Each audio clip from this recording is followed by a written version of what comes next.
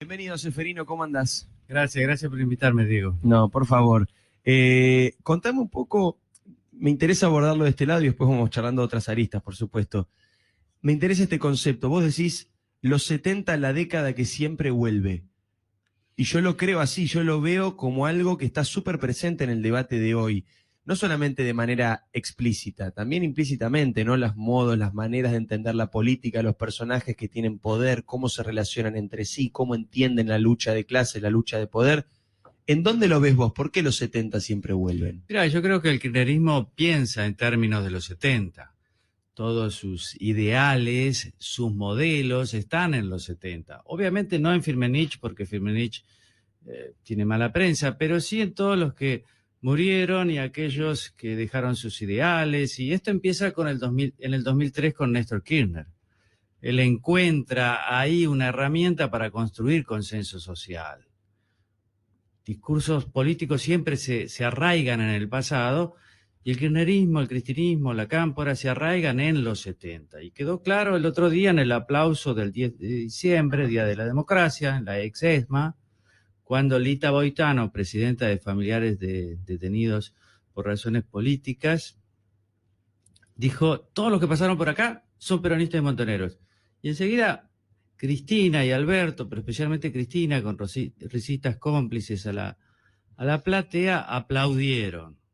Entonces ellos dicen, nuestros ideales están ahí, nuestros modelos están ahí, nosotros, dice Cristina, pertenecemos a esa generación. Ahora, no están de acuerdo, obviamente, en la lucha armada, gracias a Dios, le agradecemos, mandamos saludos Bueno, siempre. faltaba. Lo único que faltaba. Bueno, pero estamos... ¿Por qué decir que no están de acuerdo con la lucha armada y al mismo tiempo aplauden a los montoneros? No, ellos de los montoneros dicen... La lucha armada la hoy. lucha Decís. armada hoy es otro contexto. Esto dicen, en aquel momento sí, porque viste, la revolución, se creía que la violencia era la partera de la historia. Había habido ejemplos, por ejemplo, la Revolución Cubana, donde un foco bien instalado, portando la ideología correcta, podía tumbar todo un régimen. Bueno, eso fue para los 70. Hoy no. Pero los ideales siguen siendo los mismos. Fíjate, ¿cuáles son los ideales de los montoneros? Y ellos no querían la democracia a la peronista, digamos. De hecho, siguieron armados. Incluso cuando gobernó Perón por tercera vez, con Cámpora, con Lastiri, ni que hablar con Isabelita. No querían esa democracia porque ellos dicen, bueno, es una democracia liberal, decían en aquella época. Claro, es una liberal formal, no es real, no es popular. Es burguesa, no es popular, no es lo que nosotros queremos. Esto Nosotros que queremos es otra fundamental, democracia. eso que sí es fundamental, no se luchaba por la democracia. Para nada. Porque se fue tergiversando con el paso del tiempo y pareciera que era una lucha en favor de la democracia y de recuperar la democracia. Y no era ese el objetivo. El objetivo era un objetivo más similar a una postura más marxista de dictadura del proletariado que una democracia tradicional. Y la dictadura del proletariado no es una frase, sino es toda un concepto clave que es, va a llegar un momento que vamos a tomar el poder y en nombre del proletariado nosotros vamos a concentrar toda la violencia del Estado para destruir a la burguesía. Correcto. Y ahí establecer una sociedad sin clases. Eso es el comunismo.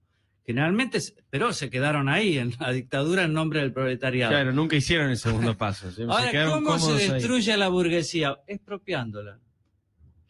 Ocupando las tierras, sacándole las estancias, sacándole las fábricas, haciendo todo lo que hay que hacer y lo que han hecho en la Unión Soviética, en Albania, en Alemania Oriental, en Cuba, en Venezuela. Por eso Chávez siempre hablaba del socialismo del siglo XXI. Él decía que no había inventado nada, sino que había puesto en valor, actualizado el socialismo del siglo XX, que para él era la Revolución Cubana. Y por eso él siempre elogió tanto a los montoneros. Siempre habló de los montoneros. Lo que pasa es que acá nunca lo quisimos ver. Acá nos conformamos con una visión edulcorada, lo que decías vos, Diego, como si hubieran surgido para luchar contra la dictadura en favor de la democracia y los derechos humanos, cuando estaban en contra de la democracia y en contra de los derechos humanos, porque si vos salís a matar, estás en contra de los derechos humanos. ¿Qué hay más de en contra de los derechos humanos que una guerrilla? Matar, claro. Entonces esto lo estamos viendo ahora, yo creo, en la sociedad más con la ETA, esa fantástica serie de Patria, el libro de Fernando Aramburu, Patria, viendo otras cuestiones que nos dicen, bueno, che, si estos tipos mataban, si estos tipos violaban los derechos humanos, ¿por qué llamamos hoy a imitar esos ideales? ¿Y por qué? ¿En qué momento se empezó a contar diferente la historia? En el 2003 para mí, porque primero intentó hacerlo Rodríguez Sá, pero duró 7 noches, no, 7, Sí, más o Sí, menos. menos. 12 noches. Duró muy poco Rodríguez Sá, pero él se había dado cuenta de que algo había pasado en la crisis del 2001. La idea siempre, ¿dónde se jodió este país? ¿No? Y me parece que mucha gente empezó a pensar, fue en la dictadura. Fue con los militares implementaron este modelo neoliberal que después Alfonsín no pudo, no supo, y Menem lo llevó, lo profundizó, la convertibilidad, ahí está nuestro error. Y creo que Kirchner, todo eso que fue intuición en Rodríguez Sá, lo sistematizó. Yo siempre hago la comparación entre Quiroga y Rosas, ¿no? Lo que en uno era intuición, en Rosas era sistematicidad. Y Kirchner era un tipo muy inteligente, creo que él se da cuenta que hay algo con los derechos humanos, y él, que nunca se había preocupado por los derechos humanos, hace prácticamente toda una política recogiendo también las demandas que tenían los organismos de derechos humanos. El juicio y castigo, por ejemplo, fundamental. Entonces eso le da una gran popularidad, me parece, en los sectores medios urbanos, donde está abreva hoy el kirchnerismo, ¿no? Creo que con él empieza. ¿Y no le da una superioridad moral, o por lo menos el sentido o la sensación de una superioridad moral a la militancia, digamos, que le permite pararse en un escalón más arriba para mirar a los otros y decir, no, vos ya por pensar diferente en realidad perseguís otros intereses, opinás a sueldo, etcétera, etcétera? Fundamental. Superioridad moral siempre la izquierda la ha tenido. Porque claro, si vos defendés a los más pobres, a los postergados, a los explotados, pero además vos sos de clase media generalmente. Pero te das cuenta, tenés esa visión de decir, yo renuncio a mi vida, yo podría ser, qué sé yo, empleado de tal y tal, y en cambio hago militancia. Eso te da una superioridad moral extraordinaria. Y para el kirchnerismo y los periodistas amigos nuestros kirchneristas, fundamental. Los mejores contratos, trabajan en el Estado, no tienen problema de audiencia, no les importa si lo ve nadie, tienen contrato de enero a diciembre y defienden al pueblo, defienden a los pobres. Imagínate, yo lo tengo que ver todas las noches casi. Hablan y dicen, yo soy un militante, y vos le decís, hijo, claro. Híjoles, todo lo que tenés por detrás de la militancia, ¿no? Y asociado a esta idea de militancia, ¿en qué momento pensás que el relato le ganó a los hechos?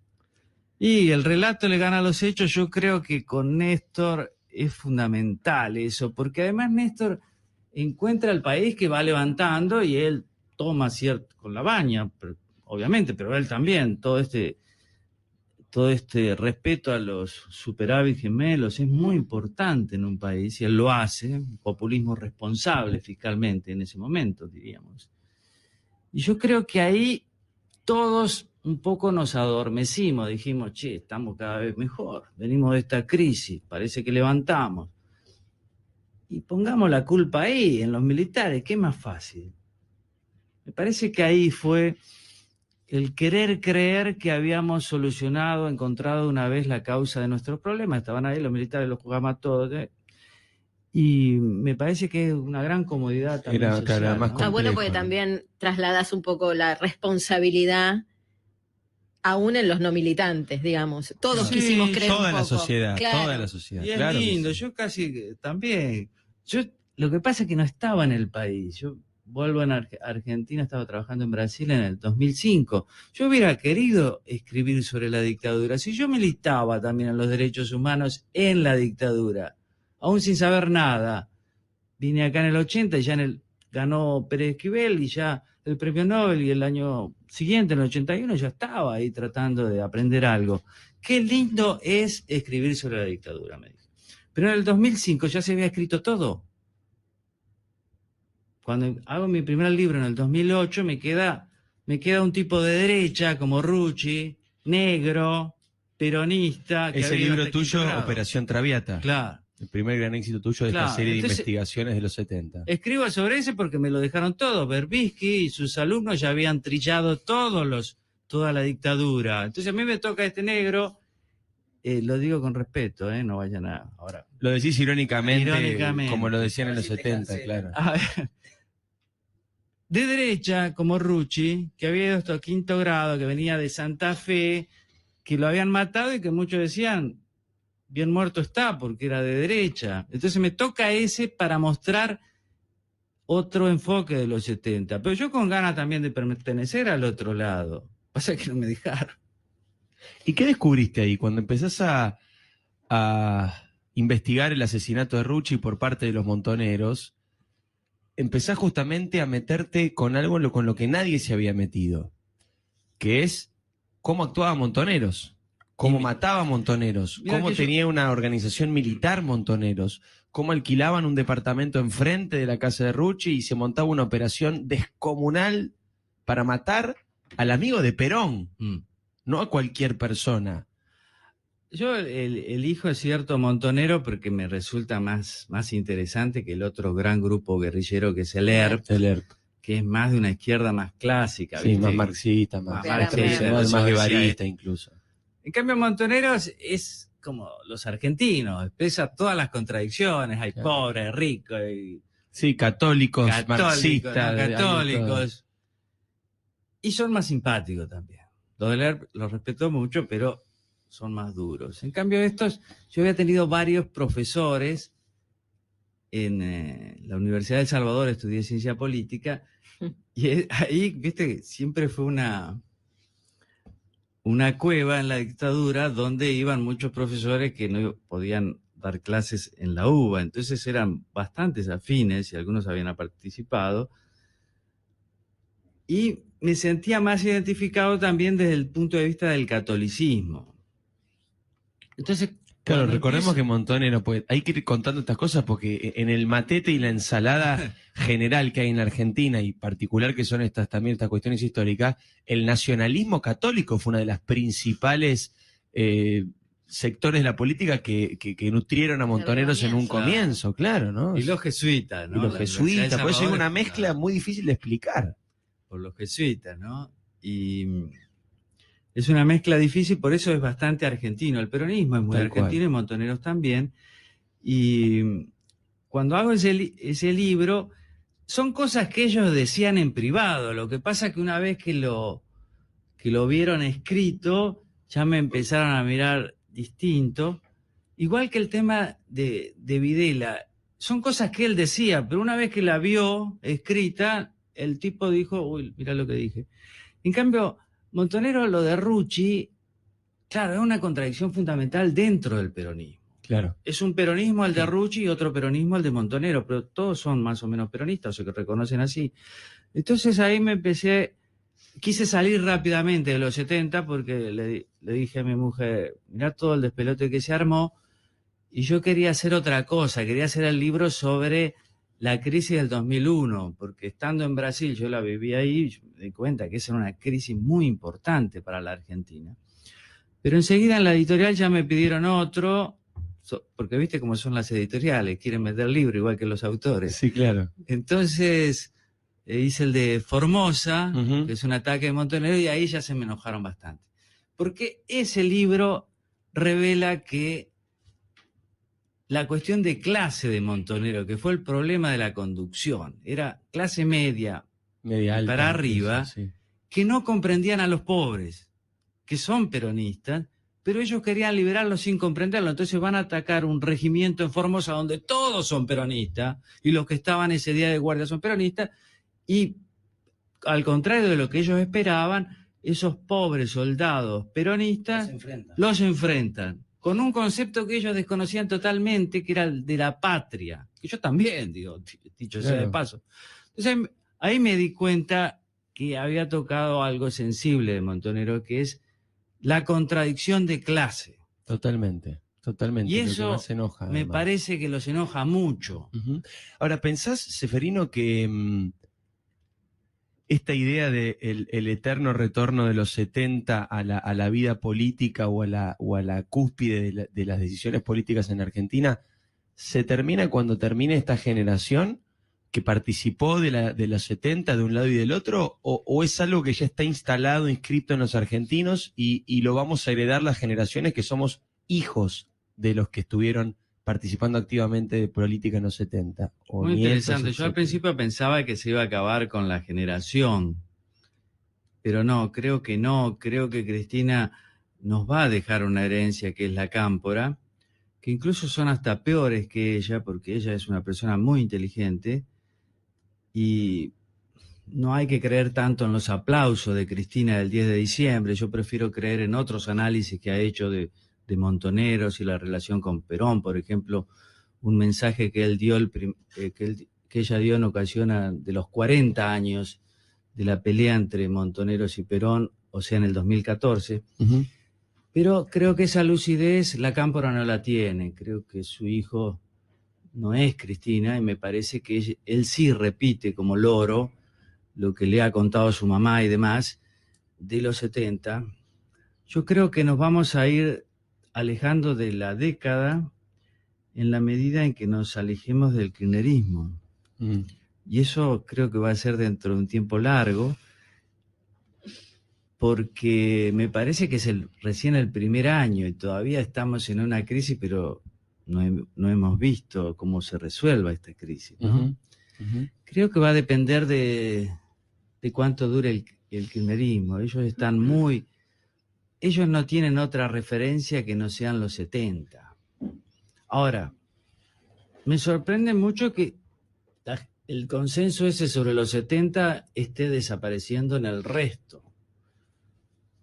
Que creo que está bien eso, digamos. ¿A qué te referís con eso, perdón? Creo que esto de los aplausos del 10 de diciembre ya se había dado. Habían hecho cosas peores en la ex-ESMA. ¿Te acordás cuando fue Néstor Kirchner y pidió perdón en nombre del Estado? Sí. Ujú. Que fue el surgimiento de Cabandía, ahí lo conoció, ¿no? Claro.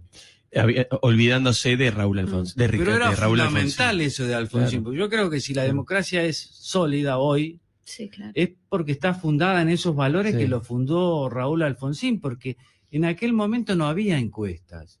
Pero yo no sé cuántos argentinos estábamos tan de acuerdo en lo que él hizo de juzgar a la Sí. junta militar y a los jefes guerrilleros. Era una locura. Al peronismo nunca le gustó eso.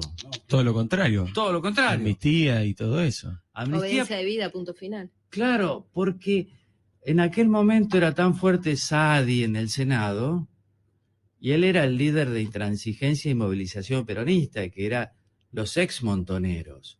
Entonces ellos estaban a favor de hacer una amnistía de los dos lados, y los montoneros también. No querían eso. Entonces yo creo que la democracia nuestra es fuerte porque está fundada en esos valores. Y me parece que lo que hizo Kirchner en aquel momento fue tremendo, mucho peor que los aplausitos. No, por supuesto. Pero en aquel momento... Y cuando hace poco, Seferino, también se cumplió un aniversario del asesinato de Rucci, desde el Estado se impidió homenajear Sí, a Rucci como si fuera un tipo, insistimos, amigo de Perón, el mejor amigo de Perón. La pelea de Perón con Montoneros producto del asesinato de Rucci, ahora de una especie de esnovismo intelectual muy difícil de comprender. Se vuelve a reivindicar la lucha armada de los 70, funcionarios nacionales, el propio Biels, digo, mucha gente que vos decís, ¿desde qué lugar, insisto, más bien snob, se está reivindicando la violencia política en un país donde no están dadas las condiciones para seguir jodiendo demasiado y seguir tirando de la cuerda? Reivindicar estas cosas son fuertes. Ahora, al mismo tiempo, creo que libros como el tuyo, el Seferino, o el de Fernández Díaz, que salió ahora, bueno, claro. que es de ficción lo de Fernández Díaz, pero también se animan a contar estas contradicciones y se animan a decir, ojo que lo de la juventud maravillosa, esa idea de que todos eran geniales, de que todos eran buenos, perfectos y que peleaban por causas nobles sin importar quién fueran ni dónde salieran, no era tan así. ¿Por qué crees que tardaron tanto en poder animarse periodistas como vos, que la sociedad haya permitido que surjan estas cosas? ¿Por qué demoró tanto? Y yo creo que un poco por la comodidad, otro poco por el salvajismo de los militares. Yo creo que lo que hicieron los militares en esa dictadura es algo tan tremendo que nos impactó a todos. Digamos, desaparecer una persona, pero desaparecer más de una, miles de personas, robar bebés, son cosas que nos han dejado como choqueados. Sí, eso no como está en sociedad. discusión, Seferino, y No, por supuesto. pero eso, ¿sabes qué? Eso nos impide, es como yo lo veo como una muralla que nos impide saltar la dictadura y ver cómo violaban los derechos humanos también las guerrillas. Pero ¿por qué Uruguay pudo hacerlo? ¿Por qué Uruguay pudo tener un diálogo franco, un diálogo maduro, un diálogo entre militares y guerrilleros, y cada uno hizo su proceso de culpa y de revisión histórica, y hubo hasta una especie de nuevo pacto de convivencia? Nosotros también tenemos como sociedad muchas cosas, ¿no? Muchas deudas pendientes. Sí, pero la dictadura nuestra creo que es un mojón muy difícil de atravesar porque el enfrentamiento había llegado a un nivel mucho más alto que en Brasil, que en Uruguay. Yo creo que en Chile acá se resolvió de la manera que se resolvió, malísimo, grave error político y ético. Después perdimos la guerra contra Malvinas, tuvimos una crisis económica a partir del 80, que nadie se acuerda, pero fue bastante dura. Entonces todo eso, la dictadura fue tan mala que nos impide salir antes, creo yo, la comodidad. Después, la élite nuestra, que estuvo muy vinculada a la dictadura, quedó con lo que diríamos cola de paja en el barrio o mala conciencia, según términos marxistas, que me gustó más. La mala conciencia es tremenda de la élite nuestra, porque ellos no quieren discutir eso, porque saben que van a tener tal vez algunos que dar explicaciones. Y cuando hablo de la mala conciencia, también hablo de la mala conciencia del PRO y de los radicales. Y te agrego algo más. De la oposición, quiero decir. En 4 años gobernaron, nunca pusieron en contradicción, desde el punto de vista cultural, lo que fueron los 70. Es más, siempre les escabulleron. Perdóname, Cefe, te sumo algo más. Te sumo también a la conducción de los partidos de izquierda. Porque otra cosa difícil de explicar en Argentina es que el Partido Comunista bancaba a Videla. Sí. Justamente opinaba sobre la interna de los militares, el Partido Comunista, y bancaba a Videla. Por eso te digo que la cantidad de contradicciones que había en los 70 son tan gigantescas, tan complejas de explicar, y ahora uno lo ve tan... todo esloganeado, digamos, si es que existiera la palabra, ¿no? Estamos repitiendo eslogans, cosas que son... estoy seguro que vos le decís esto que acabamos de mencionar a una persona que ahora dice que milita ciertas cosas o que comparte o que aplaude ciertas cosas y no tiene ni idea, por ejemplo. Entonces digo, se le ha quitado la complejidad a una época que es muy compleja y se la ha frivolizado. Exacto. Porque se romantizó una época donde la muerte era un instrumento político y esto ha quedado romantizado en la Argentina. Sí, sí, claro. Frivolizado, romantizado. Y viste que no se habla mucho del 73 al 76, porque se dicen los 70 eran todos dictadores. Claro. En cambio, los gobiernos peronistas, que ahí tuvimos los 4 peronismos que había, el de Cámpora más a la izquierda, el de Lastiri, bueno, fue una transición, el de Perón y el de Sabelita, que fue la derecha peronista, en esa astucia además que tiene el peronismo para sacarse los temas incómodos, y también cierta cobardía de la oposición. Yo lo digo porque nosotros tenemos personas acá como Fernández Meijide. Yo no entiendo cómo el PRO no aprovechó mejor esa persona. Estoy hablando de Bezzetti también y de otros tipos que en los 70 o sobre los 70 dieron testimonios hermosos, porque prefirieron dejar de lado esto. No creo tanto en Macri, pero sí creo en sus principales asesores de decir, bueno, eso es historia. ¿A quién le interesa la historia? Nosotros tenemos que hacer la Argentina moderna. La historia no sirve para nada. La cultura, ¿qué es la cultura? Un libro, ir al Colón. Es decir, ahí creo que hay que reconocer que los kirchneristas han sido muy, muy trabajadores, muy meticulosos con el relato, con el armado de los 70 en 12 años. Las películas que han financiado. Ujú. Santiago García lo sabe. Lo dice todo el Lo tiempo. dice todo además. el tiempo. Yo lo he escuchado de él. Los libros que han financiado. Los proyectos de investigación en el CONICET, los proyectos de investigación en las universidades, las cátedras que han armado para crear todo un relato cultural que yo sé que es difícil de desarmar, pero claro, nadie intentó hacerlo tampoco. Pero está bien lo que decís, fue tan brutal, fue tan horrible, fue tan espantoso lo que hicieron los militares, Sí, claro. Claro, que, es la mala conciencia. que nos llevó mucho tiempo poder empezar a siquiera hablar de que también había otras cosas, ¿no? Yo me acuerdo. También había otras cosas. Ahora, yo hice 3 videitos que los financié yo para este libro. El último todavía no lo saqué, que es sobre la dictadura. Y ahí, siempre lo estoy viendo, pero hay algo que me sorprende. Había un eslogan que era: los argentinos somos derechos humanos. Y era Sí. como un Sí. corazón, con los Sí. colores patrios. Sí, claro. Y estaba mirando que había un montón de gente que lo usaba. Imagínate que toda esa gente, después que supo todo lo que pasaba,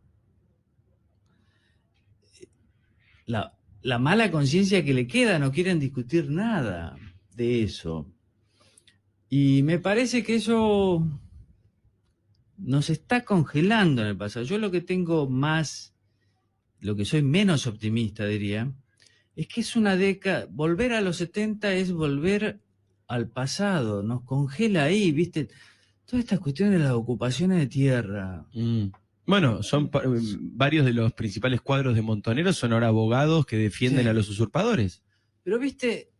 El mundo va para algún lado y nosotros vamos para atrás y muy para atrás. Es una decadencia y creo que los 70 nos asegura seguir en la decadencia. Por eso yo creo que hay que conocerla bien, un poco para sacar lo bueno que algo tuvo y para caminar para otro lado. Recién hablabas de Perón como una suerte de árbitro, es quien arbitraba la contradicción al interior del movimiento. Y trasladado a hoy, yo sé que no se puede hacer una traspolación exacta de lo que estabas describiendo, pero vos decías, el anclaje de Cristina está ahí mismo, en los 70. ¿Cómo funciona dentro de una coalición de gobierno donde ya no hay un árbitro de tamaña magnitud, hay un presidente que cinturea? Sí. ¿Cómo ves el destino de esta alianza? Es una experiencia inédita. Desde el punto de vista periodístico, en eso es un tiempo muy interesante, porque nunca el peronismo ha tenido tanta heterogeneidad y ha sufrido tanto la falta de un liderazgo, porque Néstor Kirchner era el líder. O tenía cualquier problema, pero él mandaba en todos los planos. Acá tenemos un presidente, pero la figura más importante es la vicepresidenta. El presidente no tiene equipo, no tiene ideas, no tiene votos, no tiene voluntad frente a la vicepresidenta. Pero la vicepresidenta tiene todas las ideas, a mi juicio, equivocadas, que tienen un anclaje en los 70, pero entonces el problema nuestro no es solo la coalición, sino a dónde va el país, a dónde nos lleva la coalición. Creo que no puede terminar bien, pero no sé cómo va a terminar. No puede terminar bien porque las ideas de Cristina son viejas. Porque además hace una jugada brillante, como la carta, no esta, sino la anterior. Y yo pensaba, bueno, lo va a dejar hacer Alberto y después si fracasa va a venir ella, como corresponde. Pero no, después le obstaculiza las negociaciones con el fondo, ¿viste? A través de otras jugadas. Entonces, ¿qué querrá Cristina? Y yo creo que ahí tiene un problema, que es nuestro problema ahora, que ella tiene un problema judicial, no lo puede solucionar. Varios. Y me parece que eso es como que la obnubila. Toda la inteligencia se le transforma en rabia. La desenfoca. La desenfoca. La última carta me parece penosa. Y Alberto, yo lo entiendo, no puede hacer más que lo que hace desde el punto de vista judicial. Una porque no puede, Y otra porque no le conviene, porque el día que Cristina se desembarace de las causas judiciales, Se le termina su tiempo. yo creo que va a pensar en otra cosa, como corresponde a un liderazgo tan enfático y tan expansivo. Gracias, Seferino, por haber estado. Muy interesante la charla, por supuesto. Quiero recomendar el libro Los 70, la década que siempre vuelve, toda la verdad sobre Perón, la guerrilla, la dictadura, los desaparecidos y las otras víctimas, publica Sudamericana. Muchas gracias a vos, Diego, gracias a todos.